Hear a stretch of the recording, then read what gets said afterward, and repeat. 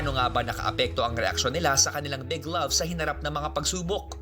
Bago pa man magsimula ang Big Love Challenges, una na napag-usapan ng magkaibigang Kai at Rain ang mama ni Rain. I feel like your mom is so sweet. Yeah. Your friends din? Yeah. My friends love my mom. Okay, I'm going to your crib. Because she always like, my friends will be at home. And then my mom will make food out of nowhere, right? At sa unang Big Love Challenge, ang mama na nga ni Rain ang naging kaagapay niya sa pagharap sa hamon.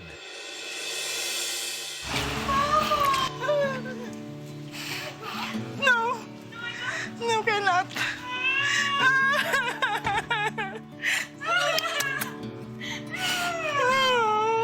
Relationship I have with my mom po, kuya. It's a very, give and take. Oh, gumiyak!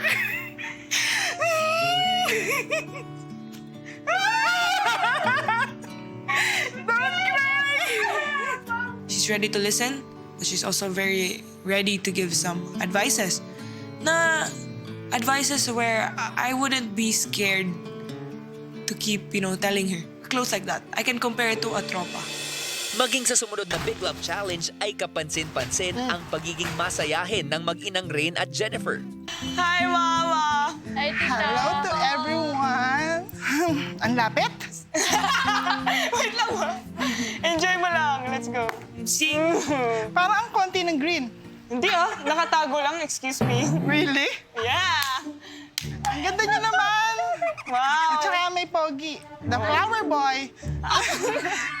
Girls over flower. Flower boy. Mama, so, tapon mo man, no? And then, wag mo naman tamaan yung self natin na green. Jen, Pa, ready? ready? Nakaka-nervyos. Oh my God! Ay, hindi ako! Sorry! Okay! Enjoy. Hey! Muntik mo tamaan si self. Let's go! Bagamat natalo sa ikalawang Big Love Challenge, nabigyan naman ng pagkakataon si Rain na makasama ang kanyang mama Jennifer. Bibigyan ko kayo ng 100 seconds para lapitan at makapiling ang isa't isa. Magsisimula na ito ngayon.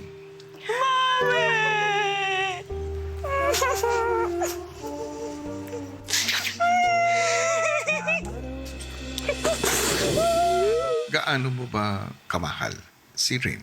Mahal na mahal, kuya. Mga anak ko, mahal ko po. Higit pa sa buhay ko.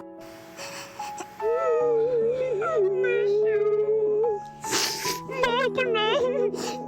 Ano naman?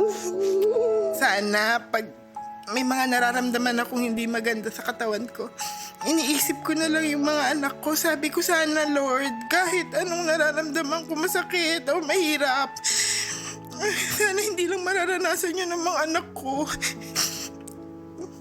Eh, sabi ko, kaya ko ibigay ang buhay ko para lang sa mga anak ko. Palagi kong pinagpipray na palaging sa akin na lang. Basta sila mabuti lang. Oh, I love you. I love you. I'm proud of you. Sorry to. I love you. Yes! How's bahay without uni kaiyak? Oh, tahimik.